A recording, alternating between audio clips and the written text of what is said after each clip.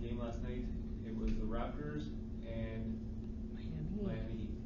Game 1, round 2, first round that they have actually experienced in the last 10 years. And I thought it was a perfect game. I thought it was actually going to end with the Miami Heat winning until Kyle Lowry hit that three. It was an unbelievable shot. I've never seen anything like it, and I've never seen Toronto erupt like that. What are you guys' thoughts? Yeah, that was quite a game. I thought that Miami played really well. Their wings did hamper their defense did hamper the Raptors' play. Kyle Lowry's still not playing up to even his. I don't know. It seems like he's fallen off. Like, is it an injury or is it psychological? I think it's psychological. I think so too. I mean, he had an elbow injury too in the past. Yeah. And I've had a similar injury before. Didn't really affect shooting that much. At this point, I think it's just psychological. And I hope he can just break out of that slump. But I mean, Raptors were hot garbage in that game. In the first quarter, they did really well. I thought Valanciunas really was dominant, and then they brought in Terrence Ross, and I'll say it right now: you got to trade Ross. Never been a big fan. He's getting paid $11 million. If you're getting paid that much money, you got to produce. Well, at least he showed up in this series. In Indiana, he was on the back of a milk carton basically. Yeah. But in this one, at least he made some shots, but he also had some huge brain farts. Oh, yeah, guaranteed. Yeah, agreed. It's Ruby here, Ruby the newbie. Agreed. If you're looking at a salary of that magnitude, then you need to show up, and you especially need to show up when your team makes it to round 2 of the playoffs. What are you guys' thoughts on Golden State and Portland Trailblazers game 2 last night? Well, with 5 minutes left, when they were tied, I thought that Portland could have pulled it off, but it just seemed like the momentum really shifted, and Golden State just did an excellent job of defending. And without Curry too. Exactly. I mean, he was kind of coaching from the sidelines or pepping from the sidelines, whatever he was doing. He was giving his team what they needed to get through that last few minutes and make some amazing shots. And it's amazing. But the thing is, like I said, and we've all agreed on this yesterday, there's absolutely no debate on that game, on that matchup. Portland, I love Lillard. He's ice cold, right? But there's no matchup right there. I think we both can agree. Tonight, Atlanta in Cleveland, game 2. Should be a good one. Should be a good one. But my thoughts are, it was neck and neck, and then all of a sudden Cleveland pulls away. And can the Atlanta Hawks make some adjustments and at least win one game in this series? I don't think so. Well, I think they can. yeah, I think they could win one. Really? They were in a position to do it. They had momentum. They were, yeah. They went ahead, and then for whatever reason they just flubbed it, and the Cavaliers and LeBron, they put their stamp down and just closed it out. But they were right there. They had a chance to win it. I mean, even if they don't, it's you want to steal home court advantage if possible.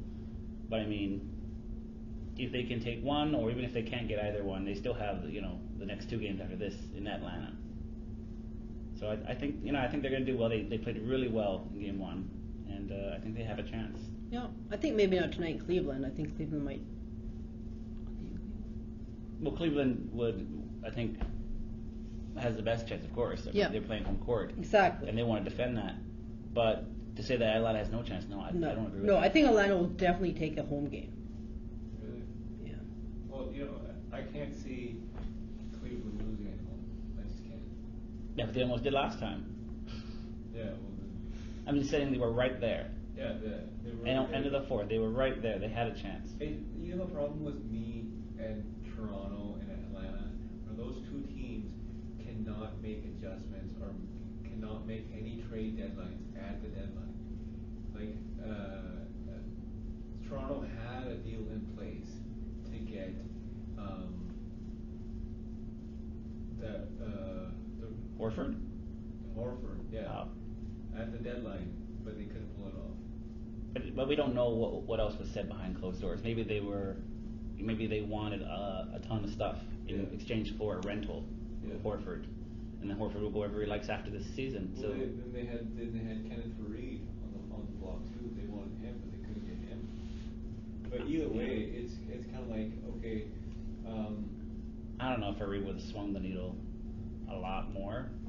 Horford definitely would have been a game changer. Well, you know who I like off the Raptors is that Norman Powell. Yeah, That's Norman Powell. Really good pickup. He's good. So you guys got Cleveland Cavaliers winning tonight. What about tomorrow in Game 2 in Toronto? The Heat versus Raptors again. I think the Raptors have no choice but to win that game. They really need to do it for themselves, for their own confidence, for their own psychological issues that might be persisting on the team, as well as for the fan base. I think their fans need to see them win, at least. Okay, this just in, breaking news, because I check my phone all the time. Chris Bosh ruled out for the entire playoffs. Yep. There's no way he's coming back. Not a chance. They said that. Yeah, the Heat organization came out and said that's it. He's out for the entire duration of the playoffs. So He's out. So that's it. Yeah. Wow. But let me make my call on that. I'd say the Raptors have no choice but to take Game 2. Mm-hmm. They need Lowry to step up and be, the player that everyone envisioned him during the regular season. If they fail to take Game 2, that could be a big problem. I agree. I don't think they can go into Miami down 2 No. and expect to win this series. No.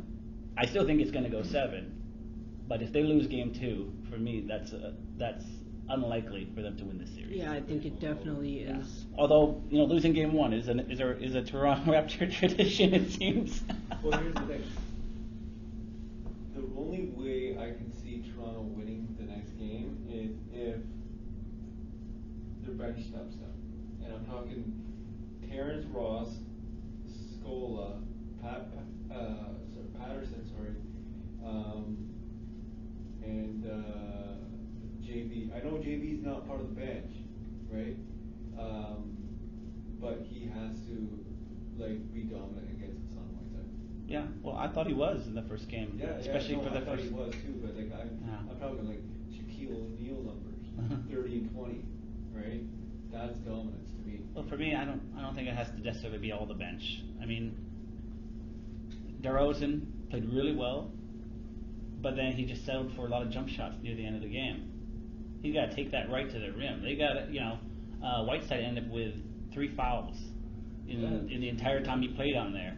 I mean, they should be taking right at him, getting him out of the game. They really have no other center once he sits down, Mm-hmm. and they didn't really look at that as a weakness, and they didn't take advantage of that weakness. And basically Kyle, did you see him making those passes? Right. He does a layup instead of making a layup that we all normally would have seen him do. Mhm. He passed it off, and It's like 2 or 3 times. I was like, those are shots he would make. It's very psychological. Yeah. So Very if he doesn't come in with that right mindset, He's got the skill, he's got the talent, Yeah. but it's just. Just need some more confidence, it seems like, almost. These young kids have never been in round 2 before. They've never have. Except for Scola, who's done it with the Indiana Pacers. or Corey. Or Corey, who won a championship. Thing is, these kids have never been in round 2. So it's just, I'm thinking and I'm hoping it's jitters, right? Because you want everyone to bring their A game. But I think it's just maybe round 2, game 1 jitters. Yeah, it could be. Yeah, So- it would make sense why it keeps happening to them. Oh, yeah. But I mean, they brought in DeMar Carroll. He's been out. He's made it out of this round. I mean, they got some veteran players. And Bismack Biyombo. Bismack Biyombo, and I thought he would do really well, and he did not do great in this past game. I wouldn't count him out of the series. He could No. still come back and have a monster game. I think it's jitters game one. Could be. It's kind of like going into unknown territory Yeah. for these guys, right? Ruby, thoughts tomorrow night? Tomorrow night, like I already said, I think the Raptors got to take it. I think Golden State probably has a chokehold on Portland. Maybe I'll retract on my No debate. upset. Friday night, same thing. It's Atlanta in Atlanta versus Cleveland. I think we all can agree on who's going to win that. OKC and the Spurs in OKC. That's awesome. Like a toss-up to me. I just want to get the rumor out there. The Lakers, because you guys know what I'm talking Yeah, I was about. gonna ask you about the Lakers. Lakers, even if they get the number one pick, they're gonna combine that with some other piece and try to get Paul George. Do you see that happening? I heard about that. I'm sure they'd love to have Paul George. Not whether Indiana's ready to give up on a superstar caliber player. That's another thing. What are they willing to give up?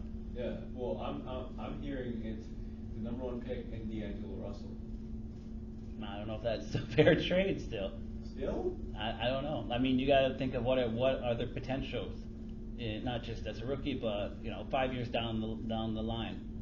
It could be you wouldn't want to swing a trade that's going to be lopsided. Yeah. But you can't tell with it. That's not going to give you payoffs sooner than later. But right? Paul George just proved in this last series he can do it all, offensively, defensively, even with a shell of a team around him, he can get them in the playoffs. So it would have to be a pretty sweet package for them to give him up. Bird's not dumb. I was going to ask you as well, what do you think about that coaching change? You must have liked it. I love it. I was at Costco, I read my text, and I swear to God, if it wasn't for the people beside me, I would have started jumping up and down. If I was at home, I would have definitely started jumping up and down. But because you got rid of Byron Scott, that's good. And now you bring in Luke Walton, fresh face from Golden State, and he has connections to Harrison Barnes, Spencer Vasili. He will bring those guys in if they, pull up Cuban Gooding Jr. and say, show me the money. Right? Anybody would. Right? It was $20 million. I'm sure you guys would join the Lakers team too. Maybe. But I loved it. I absolutely loved it. But is he overrated? I mean, isn't it that Kerr sat for 6 months or whatever, and Walton stepped in, and Golden State performed, without skipping a beat, just as well. I mean, could you have put any coach in there and it would have had the same result? I mean, is Luke Walton as good as his rep brings us? I thought that to myself, and I was like, okay, wait a minute. I could have coached Golden State with Steph Curry, Klay Thompson, Draymond Green, and they would have gotten like 2 losses, right? I would have thought that, but the thing is, once you have that knowledge, once you have the experience of winning, taking it the year prior to the championship, you can give it to these guys, and you can relate it to these young guys because he's a young coach, right? Byron Scott was like 56, coaching a 19-year-old kid, D'Angelo Russell. So I'm thinking it was good. Hey, it's better than nothing. So that's all the time that we have, and I want to thank Michael and I want to thank Ruby. May 4th, 2016, and we shall